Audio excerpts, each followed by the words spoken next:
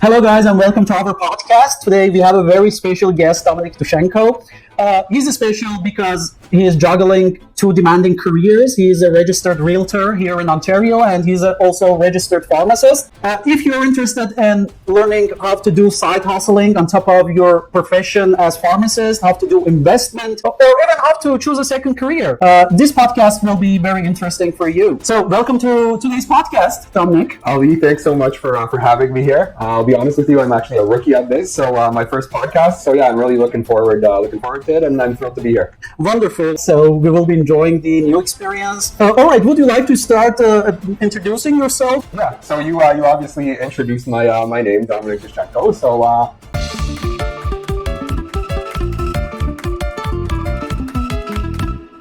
yeah, I've been licensed as a pharmacist in Ontario since 2012. I attended the University of Toronto, went there to school, and then graduated as a pharmacist in 2012. I've been doing relief work, never really had a full-time job. I just couldn't really find anywhere that I really liked to do full-time. And then since 2017, I've been a real estate agent since then. So yeah, it's been 7 years. I got my broker's license in, I believe, 2021. So I've had that for the last 2 years. So yeah, always trying to expand my knowledge and my credentials. That's wonderful. First, let's start with pharmacy. Why did you choose pharmacy as a profession? For sure, yeah. So interesting question.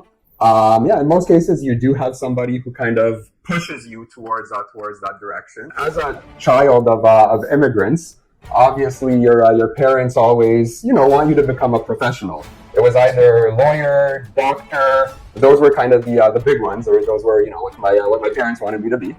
And then fast forward to about 2005. We had a family friend over, and he was actually helping me install a TV at my mom's place. Of all things, he was pretty handy. We got chatting a little bit about, what I wanted to do in the future. And he said, what are your plans? I said, well, I'm thinking about going to medical school, right? Becoming a doctor. And he goes, well, what if you don't make it in? It's a very competitive field, right? And I said, well, I've never thought about it. Right. And so he says, well, I'm a pharmacist. It's, in the healthcare field. He kind of got chatting with me a little more. He was working as a relief pharmacist in the Barrie, Ontario area. And yeah, so he basically motivated me to become a pharmacist, or encouraged me. So I looked online, I went to U of T's website, I figured out the application process. I went in, wrote the admissions exam, and yeah, I wasn't really expecting much, to be honest. I kind of went in, just wrote the exam. I wasn't set on getting in, and at the time it was pretty competitive. I think they had like 8 applicants for a single spot, and yeah, somehow it just happened to work out. That's awesome. That's awesome story. So how did you make a segue into realtor as a profession? Is it a side hustle for you, or is it a main hustle for you? Right. So the segue is very interesting, I'd say, right? Because obviously, real estate is something that everybody needs, right? Right. So you have a lot of people out there shopping for it. And eventually, you meet a lot of real estate agents, real estate brokers. I was kind of, shopping around for myself. I was at the beginning stages. So obviously, I chatted with a few real estate agents. And I just thought, hey, you know what? Like, it seems like there's a lot of job flexibility, which, later on I found out not necessarily true, but that's kind of what motivated me to get out there and get my real estate license, right? Right. They're different in that, the pharmacy, if you're not owning your own, they're very set, structured hours. Right. So you start at 9 in the morning and you work till 5 or 6 in the evening, for example. Now that's assuming you're in a small independent pharmacy. Right. If you're in a larger chain, those hours could vary a little more. True.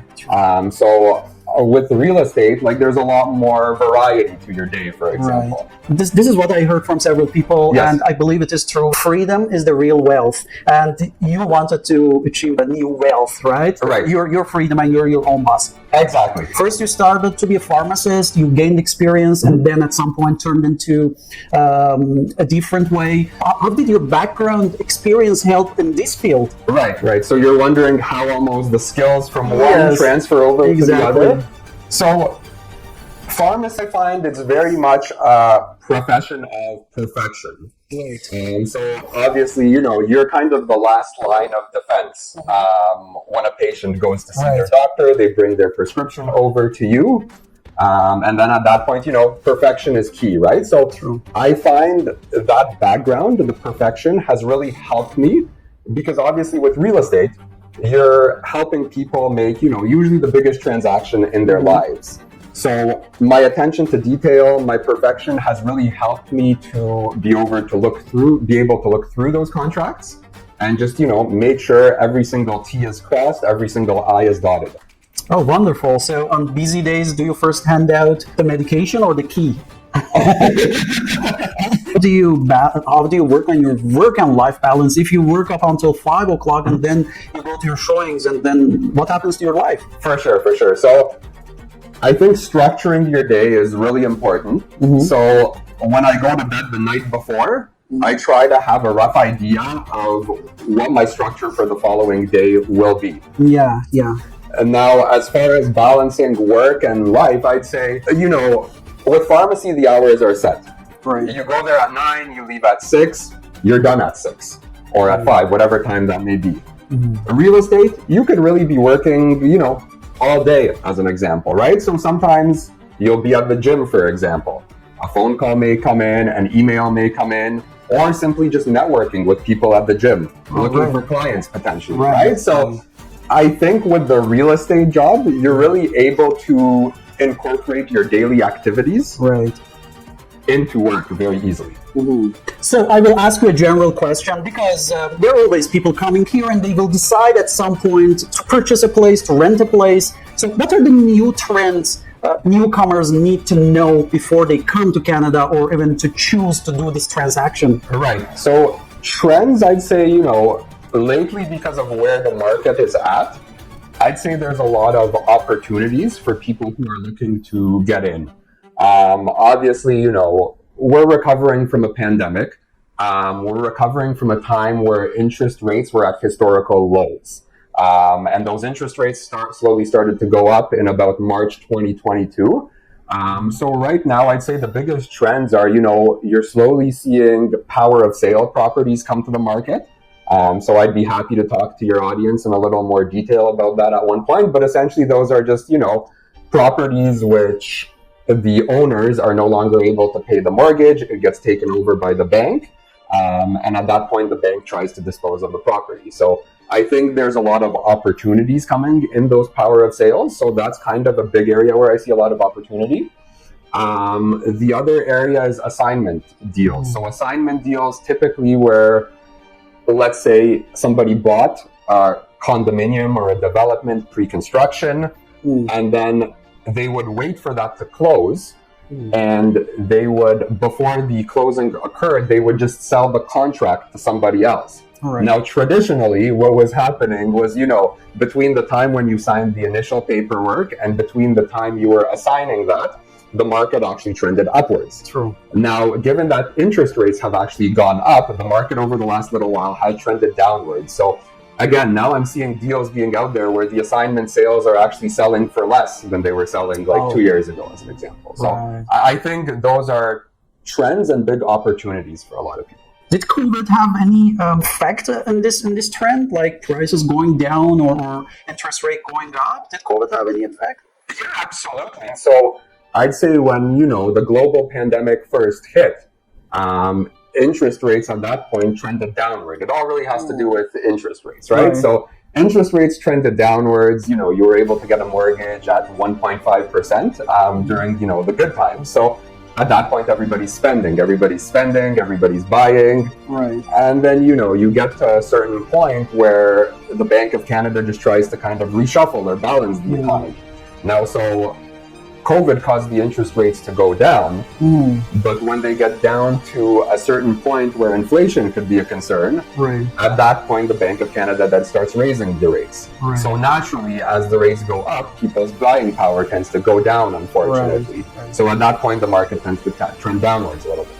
I understand. Yeah, that's unfortunate. When the interest rate goes up, I see many people are stuck in their mortgages, and it elongates for years, for years, and the people literally are paying just the interest rather than the mortgage itself for years. Yeah, no, you're absolutely right. Like I've heard, cases of people who are in variable rate mortgages who are making interest only payments actually at this stage, right? So I think for those people, it may be unfortunate. That's right. But, for people looking to get into the market, like I said, especially people who do have a large of cash, I think there are a lot of opportunities. Let's talk about pharmacy. I see many pharmacists are choosing a second job. The reason for my question is because when I'm discussing with co-workers, other colleagues, why did you go to the second profession? They're discussing about financial barriers. Can you explain what you think about that? Yeah. So definitely, I'd say financial barriers. The big ones are, cost of living in Canada has significantly increased, and wages in general, whether it's pharmacists, whether it's doctors, most professionals, the wages unfortunately haven't really followed as far as the cost of living goes, right? So, naturally at that point, people do tend to go to side hustles at that point, and just to try to find a way to expand their income a little further, right? So, I'd say, look, as a pharmacist, like you're never gonna be hungry, you're never gonna be starving, right? But if as a pharmacist you were making a little over 100,000 in the Greater Toronto area, let's say 20 years ago, and you're making a little over $100,000 in the Greater Toronto area today, for example, that's a huge difference, right? I mean, just let's take a look at real estate. They say prices double every 8 to 10 years. So over 20 years, if salaries haven't significantly increased, but the price of real estate has gone up fourfold, you could see how that could encourage people to take on a side hustle or a second profession even. True. Well, as you know, in many other countries, people study pharmacy as doctor of pharmacy, and it typically takes 6-7 years to graduate from this school. And it is a huge budget load. They get loans for that, and they are in debt on graduation.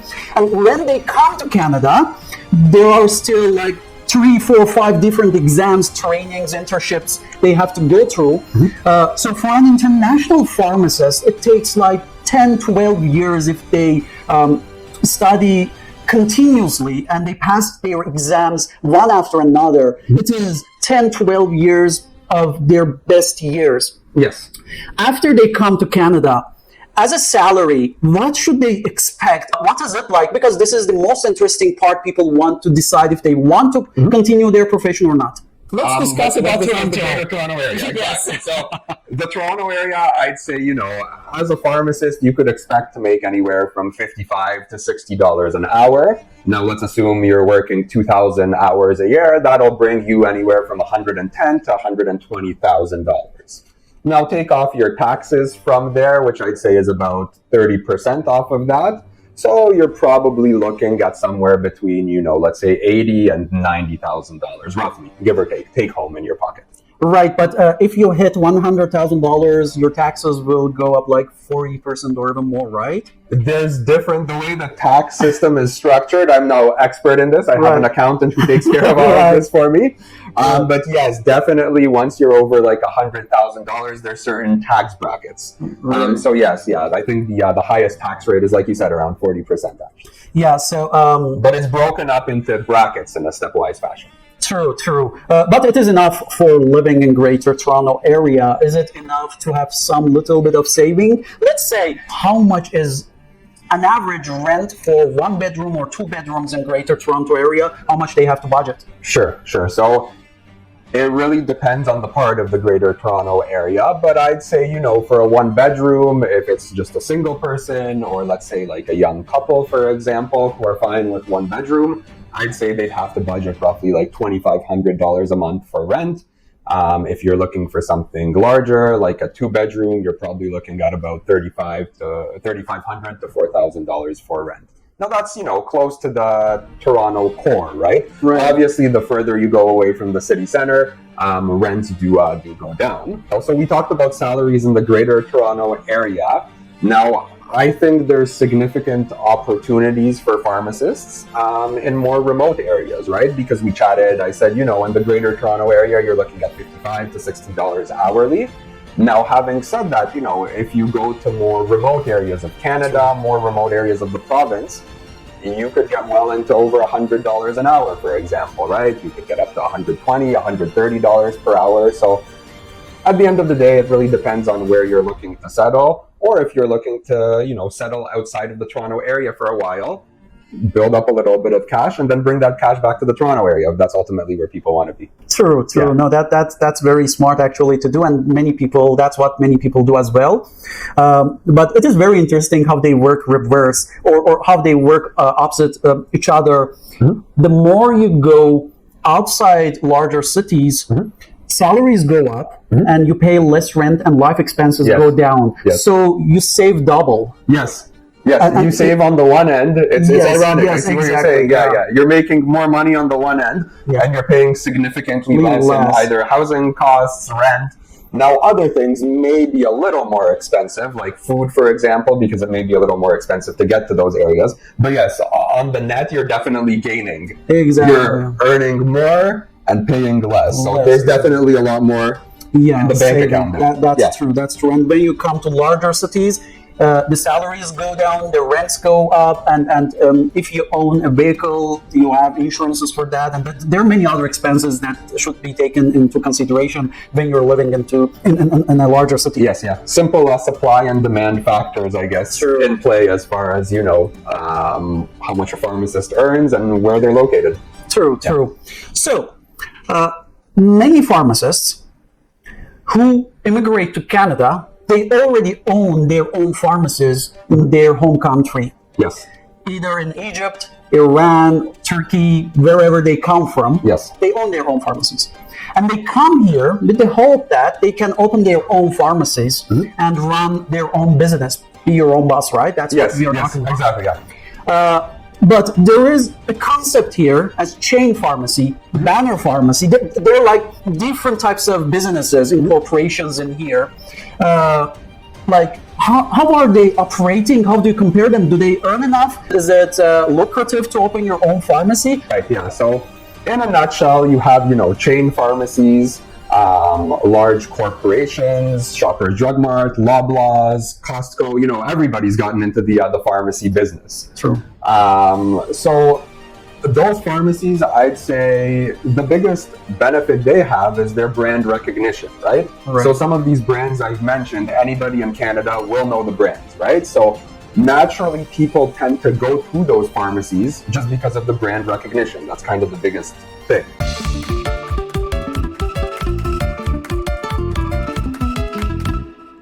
Now, you mentioned banner pharmacies, mm-hmm. so those are kind of in between. Generally, they're independently owned pharmacies, mm-hmm. but there's still a banner there in order to help with, purchasing in bulk, for example. So when you're purchasing your medications at the pharmacy level, I'd say, comparing them, you have the chains where mm-hmm. essentially the chains at the end of the day are owned by shareholders. They're large corporations. Right. So the responsibility tends to be towards those shareholders. So obviously the shareholders like to see the share prices going up. True.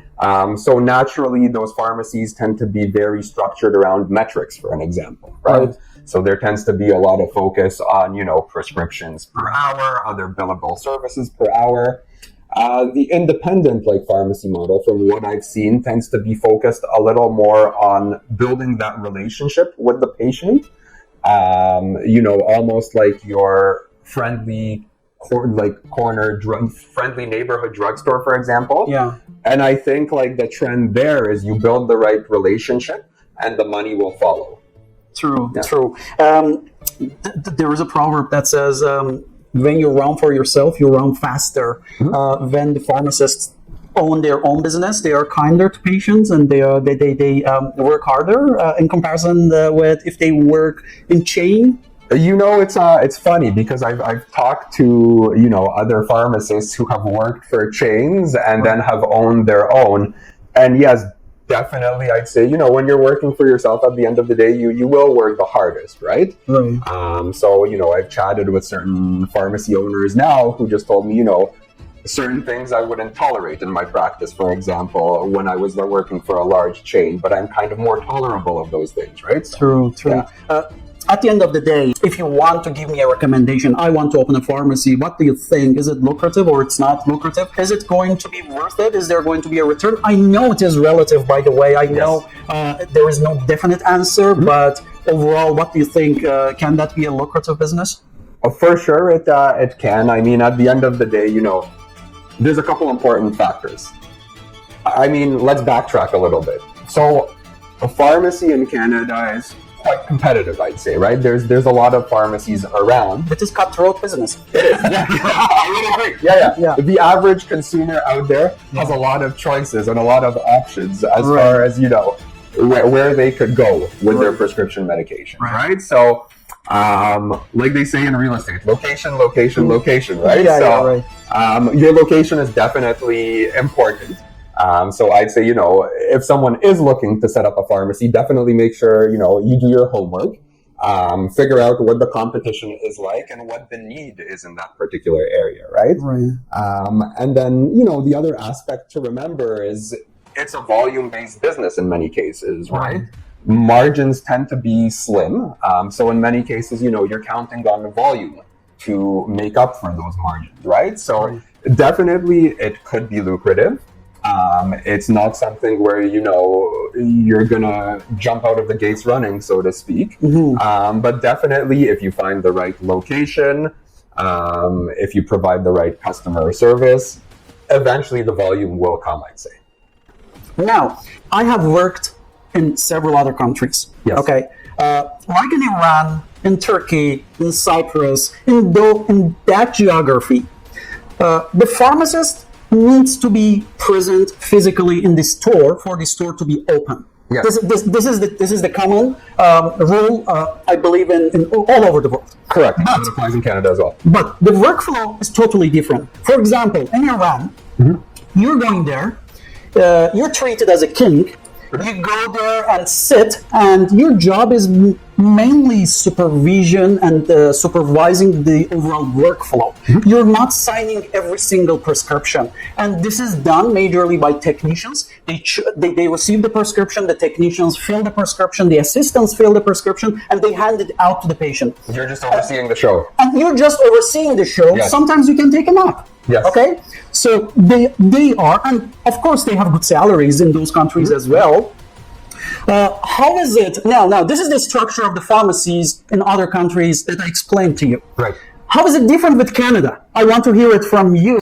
Sure, for sure. So, yes, definitely, the pharmacist, you're right, has to be present. Whether it's abroad, whether it's in Canada, the pharmacist has to be present for the pharmacy to be open.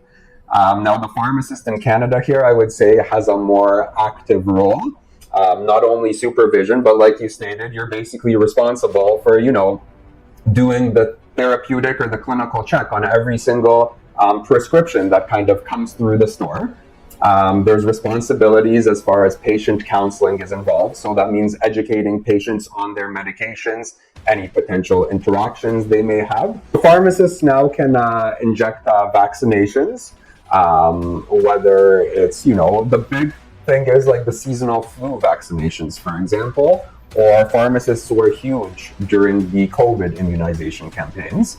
And now, we've seen a shift in pharmacist scope again from the technical type of work more so to the educational. So, for example, minor ailments prescribing has become a thing now. So, in the past, when patients would go to their family doctor or to the local walk-in clinic for something for a urinary tract infection, for let's say acne, for cold sores, for pink eye, those are all things that the pharmacist, given that the patients meet certain criteria, those are all things that the pharmacist can assist and prescribe for. I'm going to ask you a relative question, very relative question. Yes. I don't want an exact answer, but whatever your opinion is.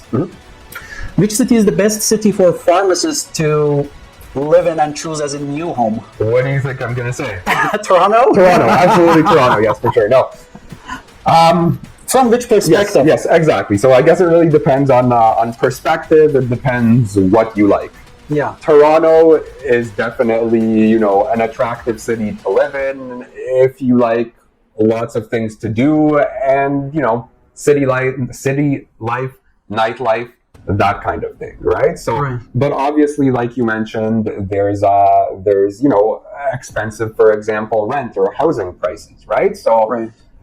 the good thing, though, is Toronto is located so close, I'd say, to other smaller cities where living in Toronto, you could go, for example, an hour and a half drive outside of the city, and you could find pharmacist wages, for example, that are, 1.5 times of that what a pharmacist would make in Toronto. So in that way, being in Toronto is a plus. Now, there's other more remote areas of Ontario, for example, where, if somebody tends to like fishing, likes hunting, likes the outdoors, for example, there are attractive areas like that. On the West Coast, Calgary, Alberta, I'd say is a pretty good place for multiple reasons. One, like relatively inexpensive housing costs for a large city like that. The other plus, the scope of practice in Alberta is by far one of the more expanded ones in the country of Canada. Right. So I hope that kind of answers the question. It does actually, yes, depending on different perspectives. For myself, first I landed in Montreal, I moved to Ottawa. From Ottawa, I moved to a smaller city called Brockville. And when I'm talking about moved, I almost lived a year or even over a year in each one. And then ultimately I moved to Toronto. Yes. So I do have a clear comparison between these cities as well. I have not experienced West Coast, but it really depends on people because sometimes I'm talking to people living in Ottawa. They say for family living, Toronto is not safe enough for family, or it is very large and that the commuting is bothersome. So it really depends on perspective, but I wanted to know your personal preference. Right, for sure, yeah. So it depends on perspective, for sure. You mentioned, like, for example, Alberta, that you don't really know too many people there, right? So, I mean, you've got a pretty good scope of practice.